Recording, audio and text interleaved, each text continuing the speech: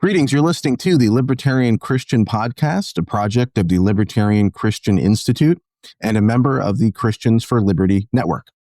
I'm Cody Cook, and I'm pleased to welcome Dr. Gary Chartier as my guest.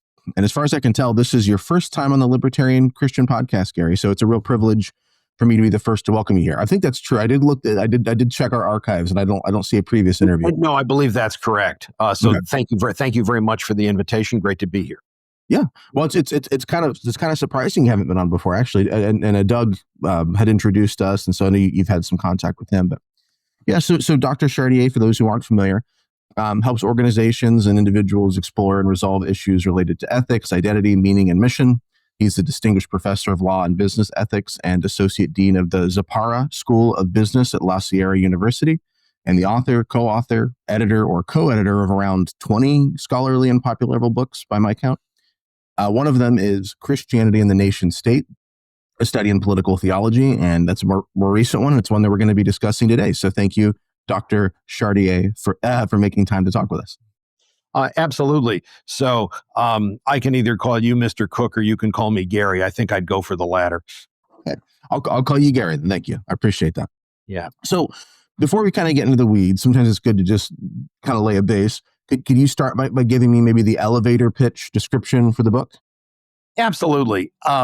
So the book is an attempt to, I guess I would say, challenge two kinds of views that I think probably have some currency among Christians today.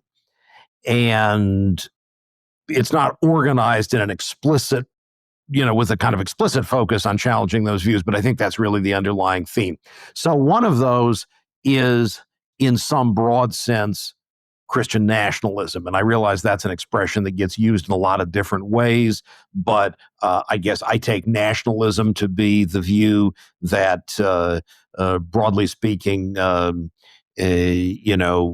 geographically and culturally cohesive groups should have their own states. And so Christian nationalism attempts to provide a Christian rationale for that, and perhaps to see it as in some ways supportive of Christian goals.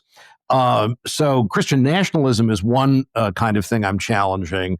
On the other hand, I'm also challenging at different points what I sometimes perhaps too snarkily called the religion of the New York Times, and the kind of identification on the part of obviously a rather different group of Christians from those who embrace Christian nationalism, the identification of those Christians with a sort of, what would you say, sort of center-left establishment view in the U.S. and Britain and so forth. And I think both of those views, while they might be embraced by people sincerely for perfectly good reasons, seem to me to be pretty questionable. And so what I try to do instead is to argue against nationalism of all sorts, and therefore implicitly against Christian nationalism in the first chapter, and then to go on to argue against state authority and for a kind of pluralist political order in the second and third chapters,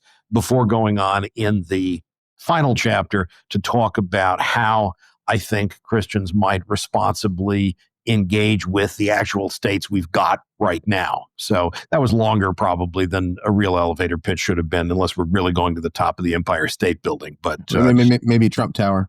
Yeah. Well, and so you open so there's kind of a maybe how do I want to say this, like kind of a doctrinal position of kind of what the ideal would be, but then also something a little more pragmatic. Yes, absolutely. Yeah. Okay. We live in a world where there are lots of states. We can't just wish them away. So you open with a quote that I thought really interesting from Emil Brunner, a theologian.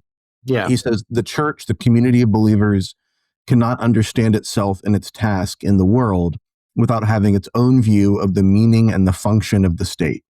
Well, that was interesting, that the church can't really define itself unless it defines the state. So how would you sort of answer that question and thus understand what the church is? Yeah. So look, I think I'm not finally sure, just as a biographical matter, what Bruner will have had in mind at a deep level there. But it is certainly right that in the world as we find ourselves, we who are committed participants in the life of the church have to understand that the church confronts other social institutions, a range of social institutions, of which the state is only one, but of which the state is a particularly important and influential one because it plays in today's world such an important part in just kind of shaping the environment within which other social institutions function. So I think while the church seems to me to be, if you will, more important than the state, more fundamental than the state, of course, in the life of anyone who wants to not kind of idolize any human institution, but rather try to step outside the world of those institutions in a in a worshipful way that recognizes our creatureliness in relation to God. The church is fundamental in a way that the state isn't, but just as a pragmatic matter, I think it's vital to be aware of what the state's up to and to respond accordingly. Bruner, I think, might well have had in mind a more exalted view of what the state was up to than I do. I think he probably thought that the state was a kind of fundamental divine order. That's the way Lutherans would often, classical Lutherans like Bruner, would tend to think about this. I don't, but I think, just as a pragmatic matter, Bruner's certainly right that if we ignore the state, we do so at our own peril because it plays such a crucial role in shaping, the context for everything we do. Well, and so as I kind of think about that question, people who've listened, to me talk for a little bit know that, my own kind of theological camp is more in the Anabaptist realm. And so I've been really looking at, that kind of Reformation and radical Reformation approach to Christendom.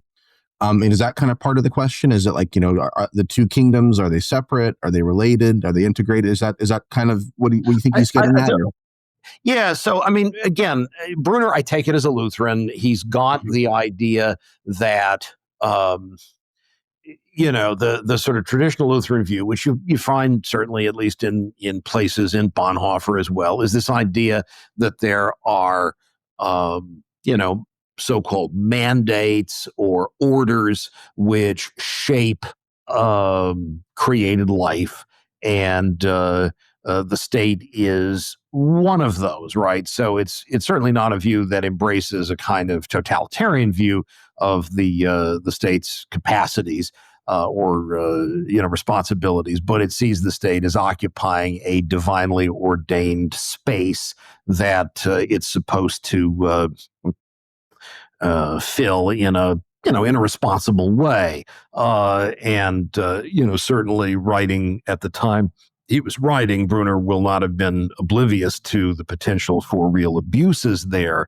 And yet, at the same time, I think there's still the idea going back to the Reformation era that the magisterial reformers that indeed God has sort of placed the state in the world to do good things. I mean, it's a kind of elaboration of what you might see as going on in Romans 13. The state is there as a sort of divine agent to keep order in the world, and so I think Bruner's probably got that underlying view, and the church and state might be typical Lutheran view again in tension, but it's certainly not the case that they're necessarily that either one sort of excludes the other. Gotcha. Yeah. Okay. Well, and so, and you give in the book, I think, two kind of distinct definitions for politics that I think we sometimes can get confused. And I thought it was kind of helpful that there's sort of one definition of politics that's more positive or at least neutral. Uh-huh. Another definition that I think you would define as negative. So what's the kind of the positive politics and what's the negative politics? Yeah, that's a really important question, Cody, because I think we can think about politics as a matter broadly of social influence, or we can think about politics as a matter of using force. And so, uh, you know, in any organization, there might well be politics. In any organization, there might be attempts to organize responses to things, to get people together to accomplish shared tasks and to affect the drift of the organization and so forth. By contrast, we hope force is a lot more limited, and states, of course, have traditionally been understood as entities that claim monopolies of force and that try to arrogate to themselves the authority to determine who gets to use force and who doesn't, and to use most of that force themselves. I think there's nothing problematic, and indeed often something quite positive, about cooperative action of one kind or another to achieve shared goals in one's community or in an organization. I think while I'm not, as you will gather from the book, I'm not in principle a pacifist, and in that way, might differ with friends in the radical Reformation tradition. I'm deeply suspicious about the use of force, especially systemic force, and I think one of the things that I focus on as most mischievous about states is the tendency in which they exhibit to engage in the widespread and deeply destructive use of force. So, yeah, there's a kind of politics I think we ought to be happy about, and there's a kind of politics that we ought to view with considerable skepticism. So would it be fair to say that there's, when people are living or working together, there are, you have sort of an organization or a system that develops, and politics in one sense is just kind of figuring out how to maneuver through that system and make it work. Whereas there's another definition that's sort of like the application of force against peaceful people to achieve acquired ends. Yeah, make them do what you want. Yeah, I think that's a really important distinction, and we want, I think, it feels a little arrogant of me to say we want as Christians. I don't want to start telling everybody what to think and what to do. But certainly my own view is that it's really important to resist the temptation to use force. Peaceful voluntary cooperation makes for a thriving society. I try to show in the book why force is problematic in multiple ways and why its use ought to be very carefully cabined by focusing on multiple dimensions of what's problematic about it. So, well, there's a quote that I jotted down. You wrote, "Christians can seek to foster the flourishing of society without seeking to rule." And one thing that's kind of interesting, comes to mind, I think it's at Matthew 21 about the don't be like the Gentiles who lord over. Yeah. And so, I guess one question that I find interesting, and this is kind of a perennial debate between Anabaptists like myself and Reformed people, especially within the Libertarian movement, is what Christians are supposed to be doing, even if we sort of are assuming that we're trying to move towards something a little more libertarian society. Yeah. Is there still like a distinction, do you feel like, between so if we were to build this libertarian society, could Christians participate in every level of that, and then in the organization of it, and whatever kind of enforcement of private contracts, whatever kind of because it does seem that part of, even if you get rid of the state, some kind of violence ends up becoming, I think, maybe necessary in the functioning of society in regard to defense, self-defense, or whatever.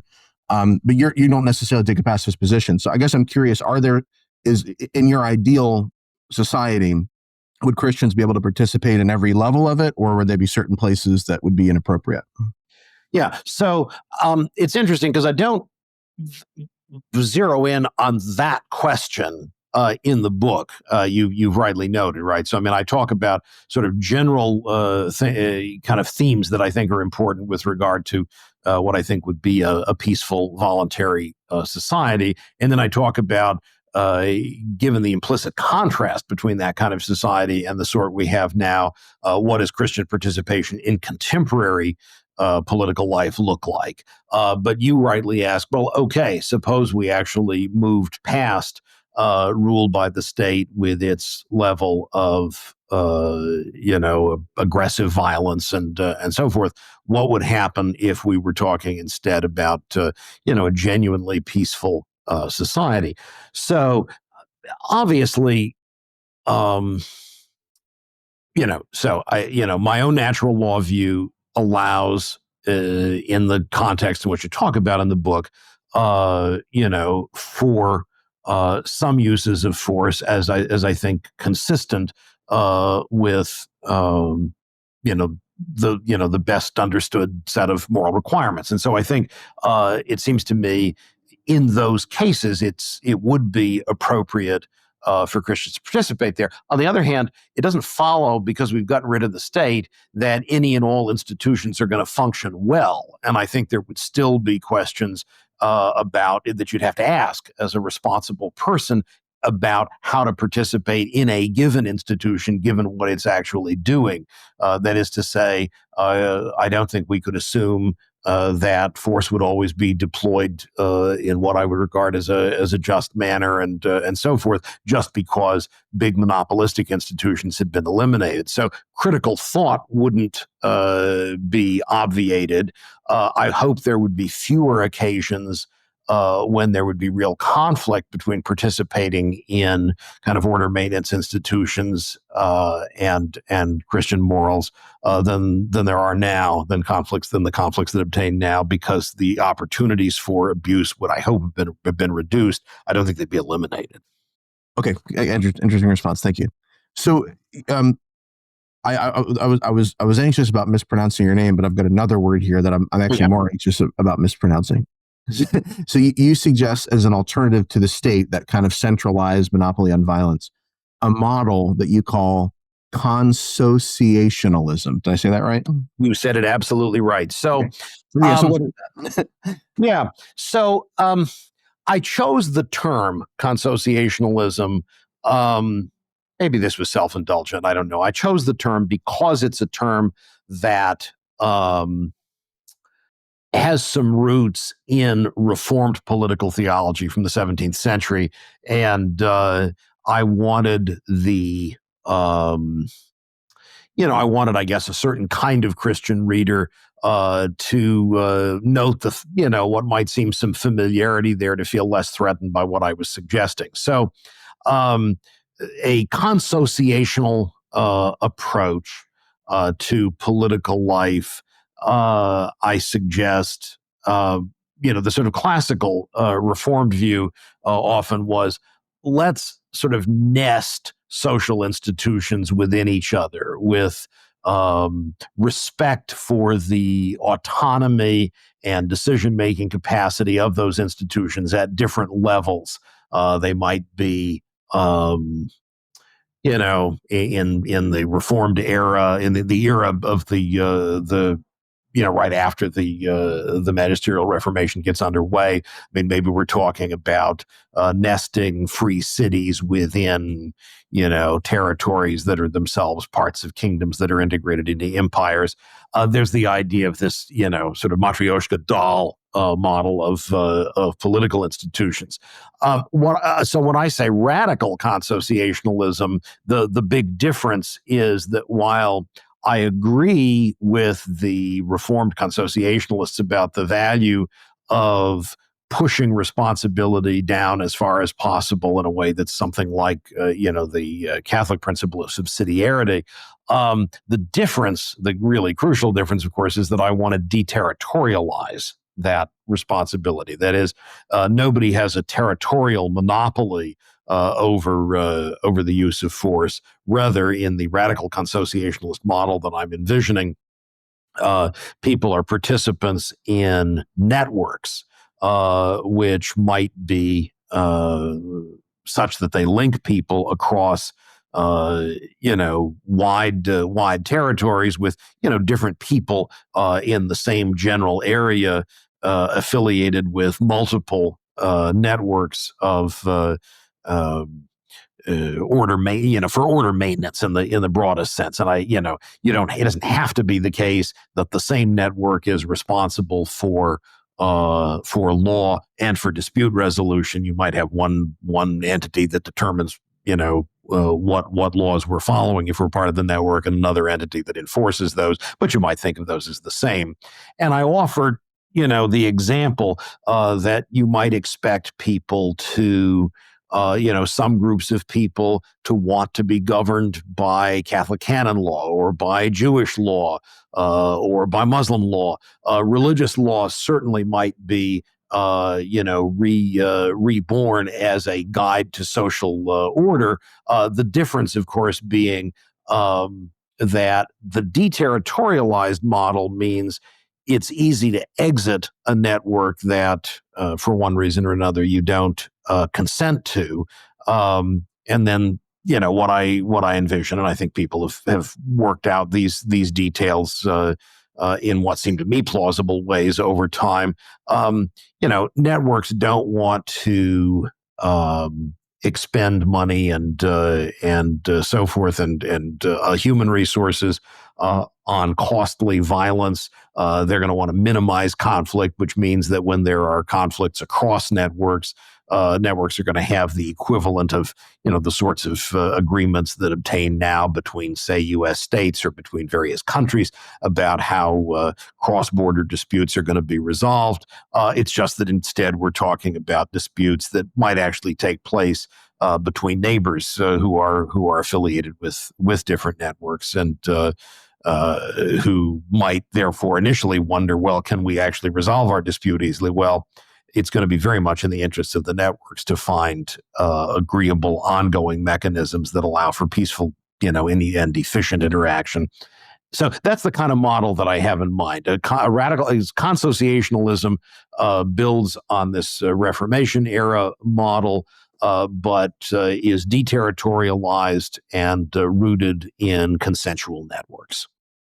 Well, and it sounds like there's kind of some different components here. So one term that comes to mind, maybe you can tell me if you feel like this is related, is Abraham Kuyper, the Reformed thinker's view of sphere sovereignty. That you don't necessarily have, not everything goes to one, central power authority. You have the family and you have different aspects of society. But there's other aspects there too, this kind of idea of polycentric law, perhaps. Yes. You don't necessarily have one central, arbiter of kind of law. And I think, if I can just interrupt on that point, the issue of having a kind of reliable arbiter is something that often is invoked as a source of concern about polycentric models. And I don't think this is a kind of knockdown, drag out response to that. But I would say that the system as a whole is the reliable arbiter. It's not, that is, there's reason for the system as a whole to kind of find an equilibrium and a set of relationships among the different participants in which there's an emerging consensus on how to resolve those cross-network disputes. So it's not that you don't have a reliable arbiter, it's just that the reliable arbiter isn't an individual human or, one particular human organization. Rather, it's the whole set of networks. So when we think about law, maybe like I'll put it with a capital L. Yeah. That's an emergent characteristic, an emergent quality of these various systems. 100%. So, and I think I'm open to that. I think that's truer than many critics would say. But there's a little part of me, like when you bring up Sharia law or something as one kind of system that someone might be under, there's a party that says, well, shouldn't there be sort of a sense of natural law that's kind of if I want to live in an Amish community, I understand there's certain rules I'm going to follow, but they can't just stone me.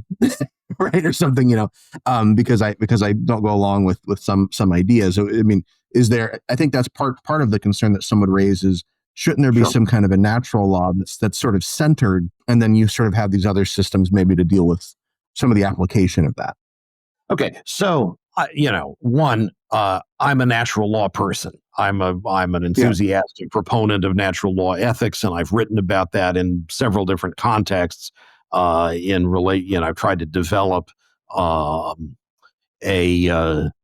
pretty recently in my book Loving Creation, a model of Christian ethics that combines the sort of Protestant ethic of love with the Catholic ethic of natural law, and try to show how they can sort of mutually kind of interpret and reinforce each other. I agree 100% that some systems of law are better than other systems, and some systems of law are profoundly unjust, and people are unwise, let us say, to affiliate with some systems rather than others.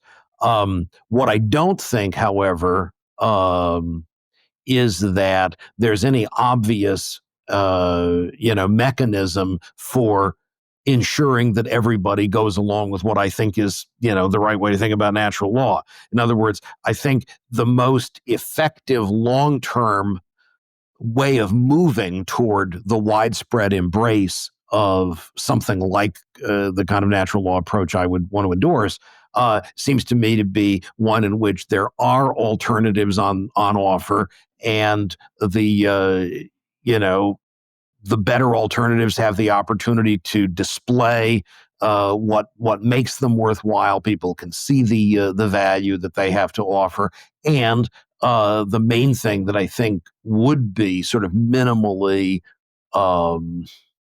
expected of everybody in this kind of setting would be the freedom to exit, right? I mean, I think it's easier to make that possible than it is to insist that each legal system embrace all of the elements of what I would regard as an optimal natural law arrangement. Just saying people can leave, while there are obviously folks who don't want to let dissenters leave, it's at least a little easier to make that case and to defend it. And that, in turn, I think, puts pressure on individual systems to respond to what it is that might make people leave, and to take on board the information provided by the other legal systems that are on display. I don't think there's any straightforward, simple way of getting around the problem you've raised. I agree that it's a problem. I think there are going to be dodgy legal systems that would obtain over the short term, but I also think any attempt to sort of prevent them from happening from the top down is going to then create other problems and just get us back into the lap of the state. Yeah, there's definitely some tension there. Hey everyone, it's Doug from LCI. As you may know, the team at Podsworth Media has worked with us for a long time, producing our content for most of the Christians for Liberty network. A big part of that over the past couple of years has been using the Podsworth app to make our audio sound clean, level, and professional, even when the raw recordings were super sketchy, like this one you're listening to right now. Believe it or not, this recording was that bad before I ran it through the Podsworth app. And you can hear the full before and after demo yourself at podsworth.com. The app recently got a huge update, and it's now better than ever. So good, in fact, that it can take almost any atrocious voice recording and make it sound great. Here's how it works. It removes background noise, cuts down on plosives, fixes clipping when your gain is too high, removes clicks and pops, reduces reverb, improves tone, and levels out the dialogue so that you don't get any crazy volume jumps. Everybody hates that in a podcast. Using it is super simple. You just go to podsworth.com and click Get Started, drag and drop the audio files, open them right up from your phone's browser, customize your settings however you want, but honestly, the default works great for most settings. And here's the really cool thing. If you enter code LCI50, you'll get 50% off your first order. No account needed, just your email and payment. You'll get a download link in your inbox with cleaned up files. It's perfect for podcasts, YouTube videos, sermons, audiobooks, you name it. If your recording sounds rough, the Podsworth app can make it not only sound listenable, but professional. And remember, when you use code LCI50, you get half off your first order, and you'll also be supporting the work here at LCI. Just to maybe kind of put a fine point on the consociationalism idea.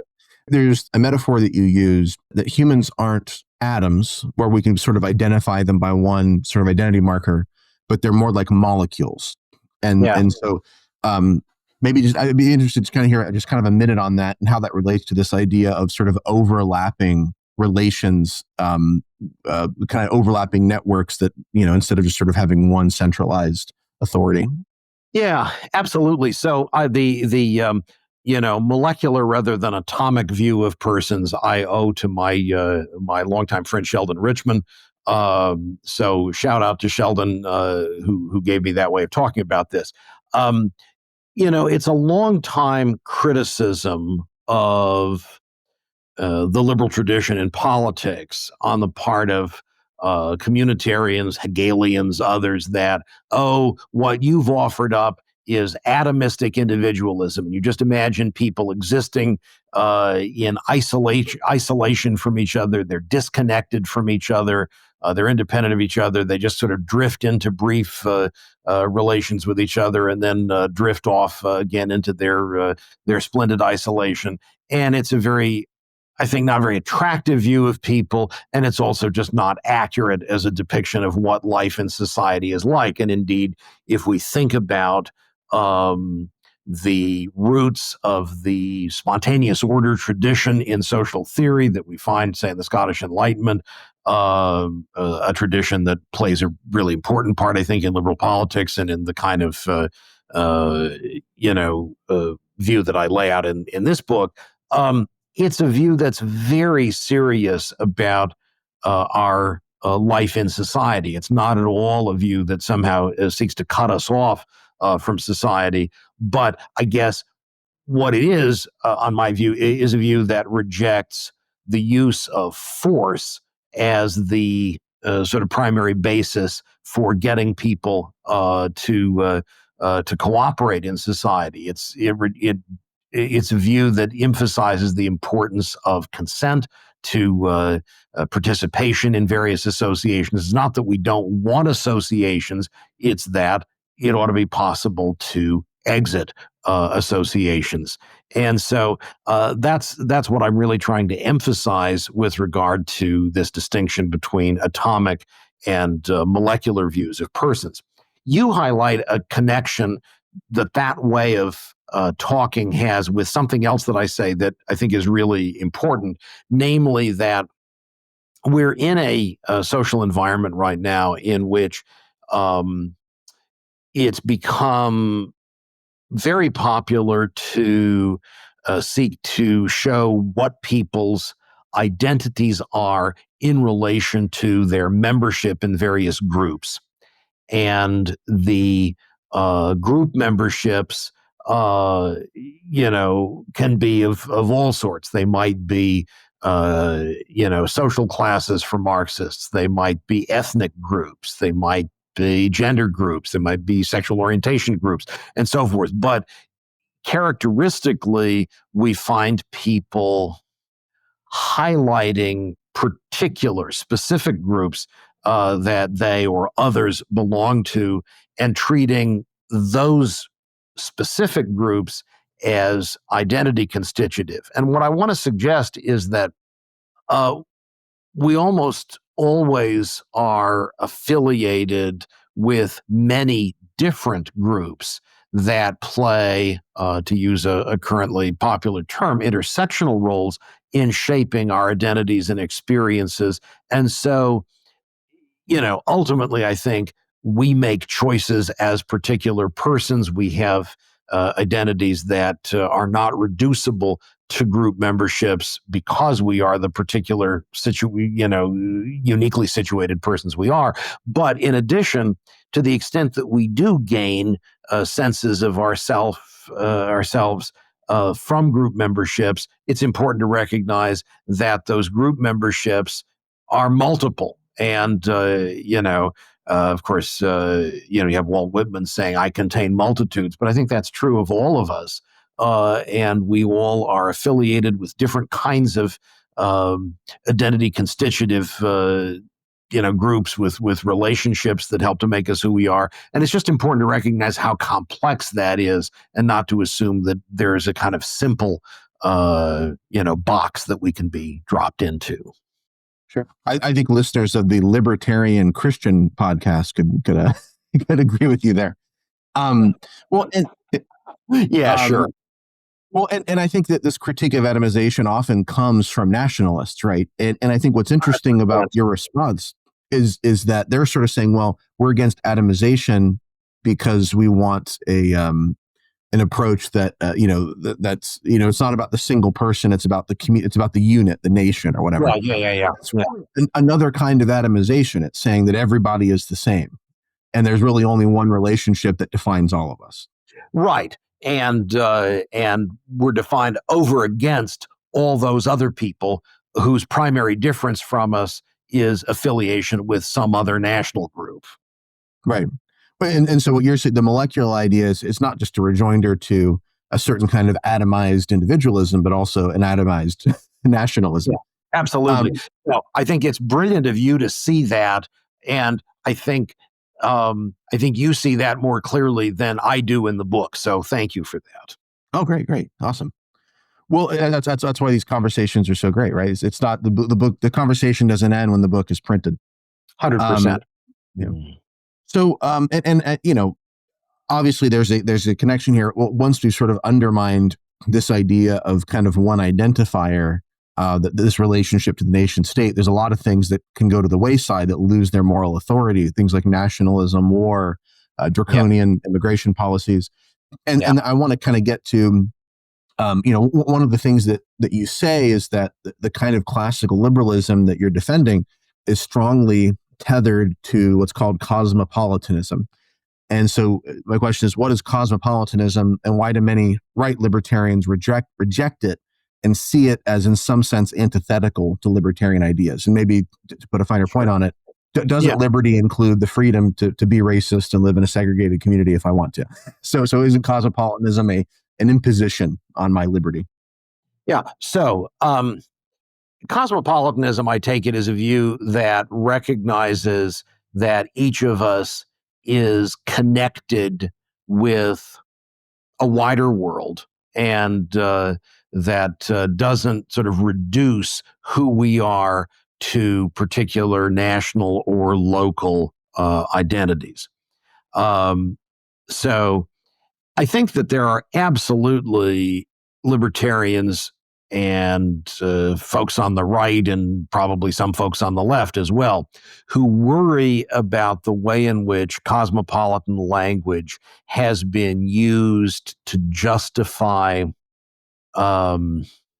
international practices and institutions and movements that have been authoritarian, bullying, militarist, and so forth, right? So, the consensus of, quote, the international community is that it's important to do X or Y or Z, and a cosmopolitan view for some people, I think, is a view that supports, the coalition of the willing at, invading Iraq, or, we think of some other examples, but I think that's the sort of thing that I think quite reasonably worries people across the spectrum about some uses of cosmopolitan language. And I absolutely don't support that kind of approach. I certainly don't think that what we need is to beef up the military and economic power of a bunch of international, kind of bureaucracies and military alliances that can engage in bullying and mischief around the planet. So I reject that kind of cosmopolitanism entirely. The cosmopolitanism I favor is one that recognizes that we're not reducible to particular local or national identities, and that we have things in common with people from multiple cultures, and we have opportunities to learn from them, to grow in relation to them, and that there are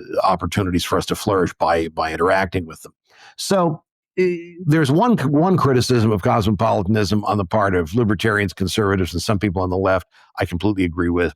Then you mention another kind, which is a criticism that says, well, I don't want to embrace cosmopolitanism because I really do want the freedom to really live in a more culturally homogeneous environment, and I want to be able to exclude people.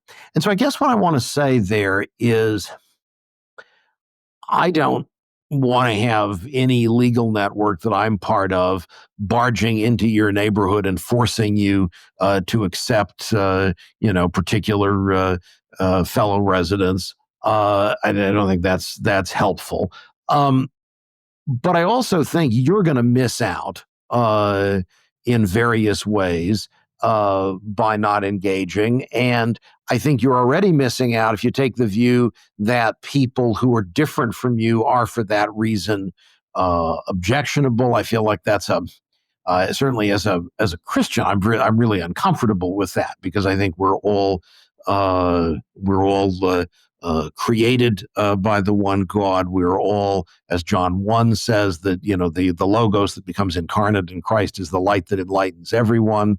The gospel, as first century Christians understand it, includes Jew and Greek and Scythian and slave and free and so forth. And so I feel like there's something profoundly troubling about a view that claims to be, as some Christian nationalist views claim to be, Christian, while really seeing people who aren't just like me as deeply problematic and worth keeping at arm's length.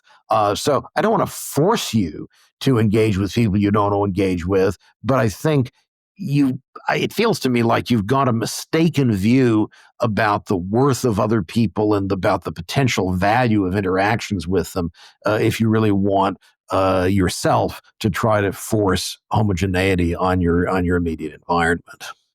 Is cosmopolitanism the same thing or related to this idea of egalitarianism, which I think gets defined in so many different ways, but theorists like Rothbard and Mises have argued that egalitarianism is antithetical to libertarian philosophy, and I think some people have taken their cues from him and perhaps sort of trollingly maybe used it as a word to to kind of upset the libs or whatever. Well, again, I think you got to talk about what you mean, right? So when Rothbard says egalitarianism is a revolt against nature, I think he's saying views that ignore the fact that everyone is different are foolish, and that's got to be right. That is to say that each person brings different experiences, different abilities, and so forth to the table. Where I think I would want to push back is against the sort of view that says that therefore, once we recognize that gives us a reason to segregate social groups from each other. I think that the liberal tradition ought to affirm egalitarianism in these ways. It ought to affirm that we are equally God's creatures. It ought to affirm that, therefore, we've got equal moral standing and that we merit equal legal rights. And in some broad sense, at least, that we ought to enjoy equal kind of social status. It certainly doesn't mean that we ought to be forced to kind of eliminate or ignore our various individual differences. But I do want to stress we ought to be concerned with individual differences, not with the assumption that everyone who happens to be part of some particular group shares all the characteristics that somebody might attribute to that group. So I think that I guess is I think it's important to distinguish between the sorts of egalitarianism that might be in view, and I think a view that affirms equality of kind of moral standing, rights, and status is very different from a view that says let's eradicate differences, let's forcibly equalize conditions, and so forth. Those are different things, and. I think philosophers and theologians, can annoy people because they're trying to force everyone to slow down and talk about those sorts of distinctions. But I think we're never going to get past some disagreements. Don't do that. Yeah. No, I mean, and I think the problem with saying you're anti-egalitarian is that it sounds like you're in favor of race and social hierarchies, and some are. But some are, of course, and I think that's wrong. Would it be more helpful to maybe kind of tap into maybe some of your thinking and writing on this, and to say that to be libertarian is not to be anti-egalitarian, but to be anti-homogenous? I love that way of putting it, right? Because I think we certainly want. What I try to do in the first chapter of this book in particular. I mean, I've talked about the issues in other contexts, but I really dwell on this in the first chapter, is to stress human variety on all levels. And I think that when in our current socio-political environment, people hear talk about diversity, they think that somehow what's in view is just kind of the diversity of different social groups, which are then themselves treated as if they were homogeneous. And I think that's the wrong way to think about it entirely. And that's one of the things I'm trying to emphasize by suggesting that we've all got these multiple overlapping group identities. The fact is, groups are made up of people who are often very different from each other. And social scientists show over and over again, I think, that the differences within groups can be really pronounced, even when the groups, somehow are seen as different from others. So heterogeneity, I think, is just part of human reality if we take it seriously. It's part of the created diversity, as I suggest in that first chapter of human life.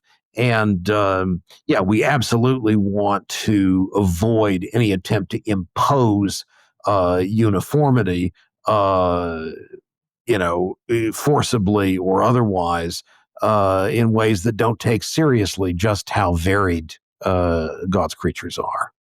Do you see, as perhaps I do, that Christianity entails a certain kind of cosmopolitanism?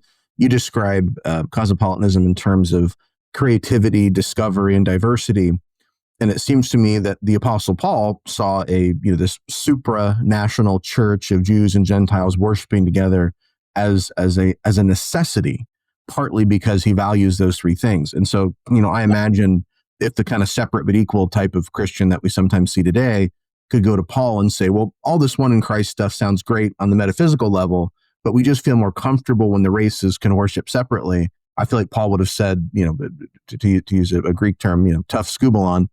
And is cosmopolitanism a core Christian value in your mind, in addition to being a classical liberal one? Yes, and that's why I do try to talk about this as rooted again in creation, as rooted in the activity of the logos.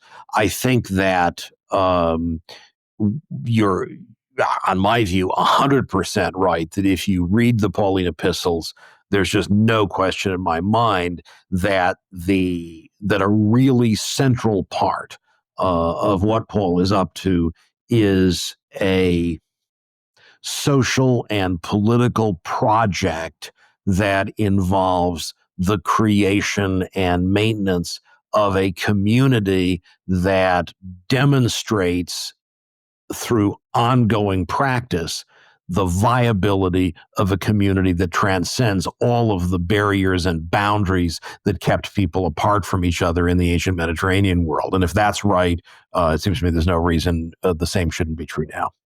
Sorry, I was on mute for a second there. No worries. So getting back to this kind of idea of violence a little bit and the role of the state. Sure. So, I'm a libertarian Christian, and so it makes perfect sense to me that we can have objective Christian truth without trying to force it on others through the state. But many Christians aren't convinced. They believe that any idea that's worth anything is worth being forced on others through violence. And isn't it possible that a liberal society in practice will tend to undermine Christian values because the majority is always going to embrace narcissism and nihilism if given a chance? That's kind of the critique of one of the big critiques of liberalism is that if these values that are good, like the family or the heteronormativity or whatever, if those are good ideas, then we have to force them through the state. Otherwise, humanity is so corrupt and wicked that it's always going to sort of go toward what's destructive. Yeah. I understand, I guess, that kind of view, a kind of view you'd get, I think, from a certain sort of, I think it would come from, kind of Augustinian thinkers, probably both Catholic and Reformed. And I guess the first thing I would say is if you really believe humanity is profoundly wicked in that way, why would you trust humans with the kind of power the state has? I mean, in other words, you don't get to somehow give an exemption to your preferred state actors if you have these deep worries about human perversity. If you believe if you have a kind of Augustinian view, that Augustinian view doesn't allow, and I understand Augustine himself was, on my view, a lot too, was too sanguine about state power. But I just think that the view, as you've articulated it, ought to be one that leads to real skepticism about state power. Number one. Number two, while I'm not an Anabaptist, I certainly hope I've learned a lot over the years from people, like Stan Hauerwas. And I think, Hauerwas, who was a great quipster, said, years ago, our job is to be faithful, not successful. And I think there's something right about that, even if I don't necessarily agree with every aspect of what he'd think of as faithfulness. And I guess I would say, if there are good reasons to avoid using force, then if we can't always get the results we want, despite accepting those constraints, that's just part of what it is to be a good person. You can't always get what you want, even when you'd clearly be able to identify some good end, because sometimes there are good ends that that can't reasonably be pursued given the means available to you at the moment. It seems to me that's something that the Reformed and Catholic thinkers we're talking about, again, ought to recognize in other contexts. And I guess I'd say, it's worth recognizing in this context. Right. Yeah. It is. The argument's kind of strange. Humans are inherently wicked. So to fix that, we should give a few of our most corruptible, narcissistic, and sociopathic members a monopoly on violence. Well, that's insane. Yes. All right. So post-liberals, people who are, some of these terms may not always be familiar to our audience. So I want to sometimes slow down and clarify. To be post-liberal is to say that to be against the kind of classical liberal order that kind of embraces libertarians and conservatives and liberals. This idea of kind of markets and that kind of thing, markets and liberty. So post-liberals are going to who believe that liberty has failed are going to argue that we need godly people writing and enforcing laws if we want to live in a good society. But you retort, and this is a quote, that institutions of the sort that liberals favor are robust precisely because, if occupied by sinners, as they will be, they will still do good and will prove less able to do harm than ones with more power and fewer constraints, end quote. So a libertarian society, then, it seems like you're saying, a libertarian society with ungodly leaders will produce more good than an authoritarian society with godly ones, or at least ostensibly, nominally godly ones.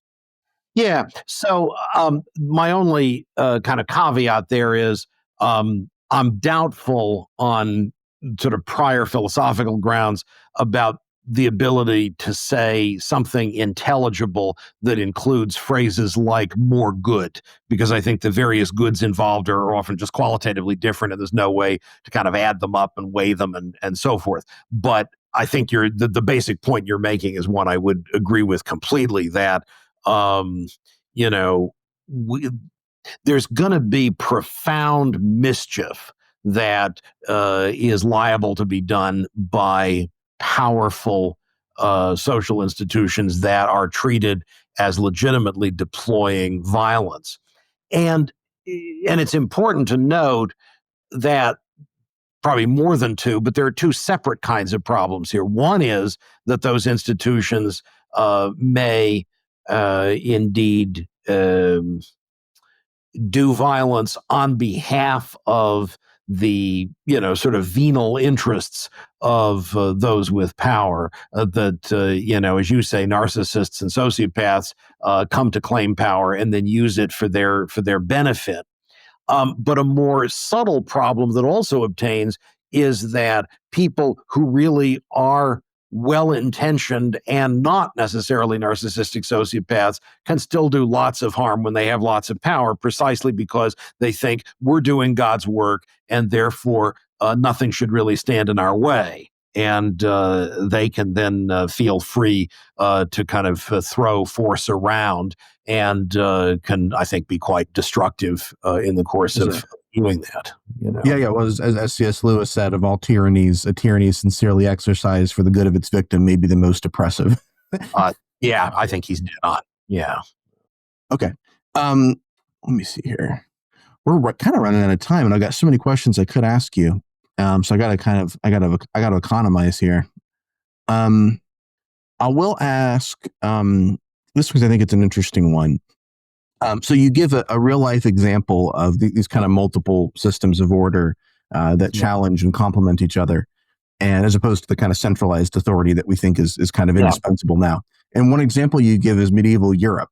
And so I'm curious, and you kind of talked about this earlier a little bit, but can you elaborate on how that provides a model for what you're describing in consociationalism? But also, I think the someone who's listening and reading might go, well, hold on a second. Are you saying that a medieval system is better than America as we have it today? Yeah. So obviously, as somebody who says the liberal tradition, which is, in its recognizable form, 250 years old, that's valuable and important. Obviously, I'm not saying, therefore, that that should somehow be jettisoned and we should find our way back to the year 1250. At the same time, I think it's worth noting, as is highlighted in the recent book, The Medieval Constitution of Liberty, the very sort of fragmentation of authority structures in medieval Europe, sometimes along geographic lines, but sometimes not along geographic lines, did, I think historians would tend to say, help to lay the groundwork for the later development of liberalism by preventing the emergence of kind of centralized, top-down authoritarian power. I guess I'm not a historian, and I want to be careful about claiming more than I know. I had my undergrad transcript says that I did a degree in history and political science, but I'm not sure that an American undergrad degree involves enough depth of exposure to anything to really mean that I'm able to comment with great intelligence on this. But I think where I saw the medieval example as relevant was insofar as there really does seem to have been some deterritorialized law and group membership that mattered for how people interacted with each other. And so even though you didn't have necessarily the technological capabilities that we do now that might have made it easier to engage, nonetheless,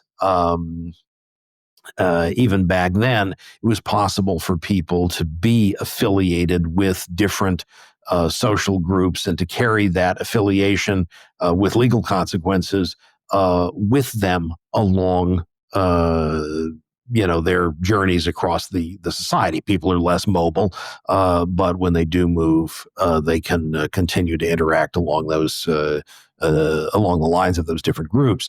Kind of late medieval England, you've got multiple options that people have in terms of different legal systems that might include church courts, might include chancery courts, might include the king's legal courts, and so forth.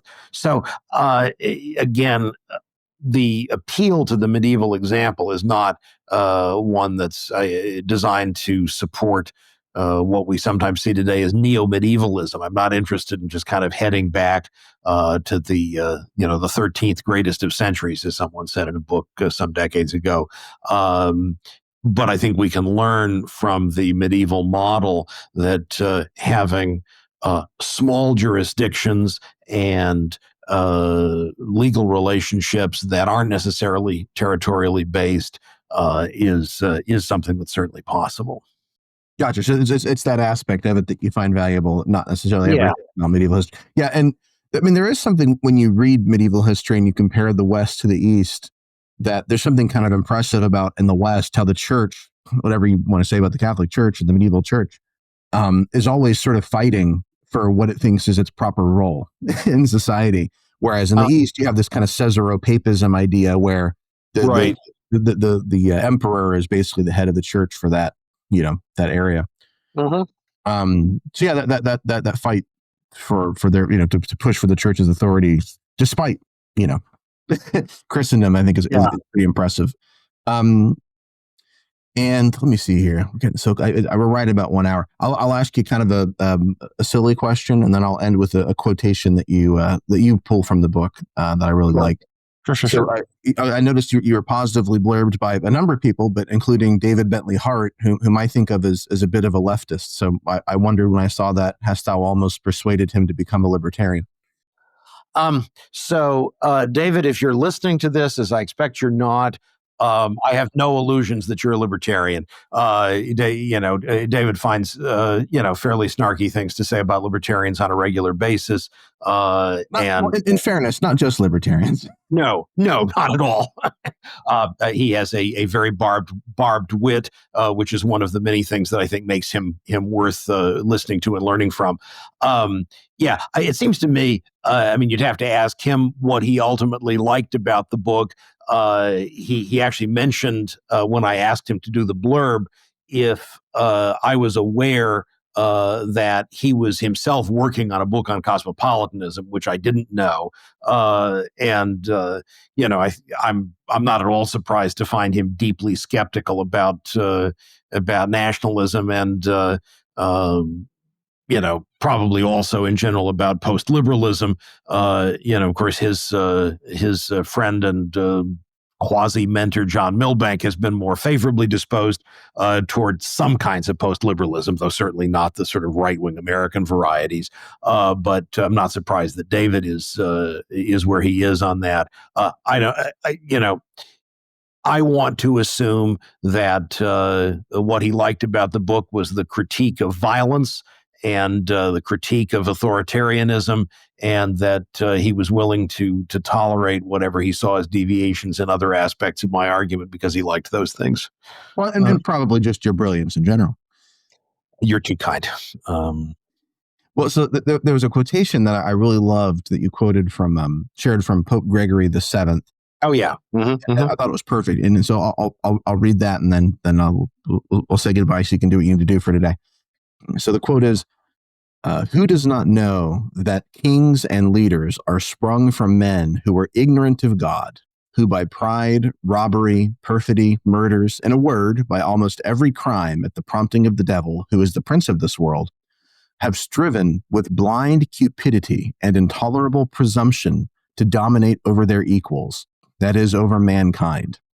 To whom indeed can we better compare them, when they seek to make the priests of God bend to their feet, than to him who is head over all the sons of pride, and who, tempting the Son of the Most High, and promising to him all the kingdoms of the world, said, all these I will give unto thee, if thou wilt fall down and worship me. End quote. So thank you so much for talking with us, Dr. Chartier. Where can folks find the book, and where can they follow you, find out what you're doing? So I'm glad to hear from anybody for whom this conversation has been helpful. You can check me out at GaryChartier.com, GaryChartier.net. The one resolves to the other.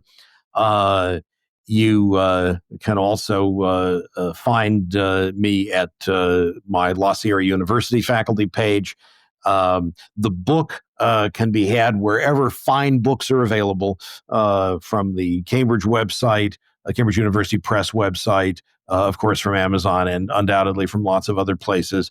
Because it's still in hardback, and we know how academic hardbacks are priced, I would not urge anyone who is not really committed to picking up the book to rushing out to buy it. It's just very expensive, and I'm kind of embarrassed by how expensive it is. But check it out by all means. Well, and maybe just kind of on that point, because there's some folks here who maybe don't do well with academic writing and or whatever, or maybe want to get something that's a little more inexpensive to start with, or something more popular level. Is there anything you would recommend, some of your work that you feel does cover some of this material and introduce it, but in a more popular, digestible format? Well, so there's nowhere else where I've really tried to grapple with the theological and the political issues together. So that, I think, is fairly distinctive here. But on the one hand, the political issues are addressed in a more maybe kind of op-ed style in an earlier book called The Conscience of an Anarchist. We know there are lots of other books in American political life with the conscience of in their titles. And so I thought this would be one to use for provocation. And, some of the theological issues I've tried to address in other places, certainly the book Loving Creation, which kind of lays out my more general approach to theological ethics, is certainly less expensive even in hardback than this one. And the kind of little systematic theology that I've done in a couple of editions, the Analogy of Love, is also less expensive. Whether those books are more accessible, I leave it to readers to judge. But I'm happy to hear from people, and happy to be helpful through this work if I can be. Well, I'll link to all of them in the show notes, as we say in the biz. And I want to thank you, Dr. Gary Chartier, for your time and for a really intriguing book and a really intriguing conversation. It's an honor to be featured on the podcast. Thank you so much for having me.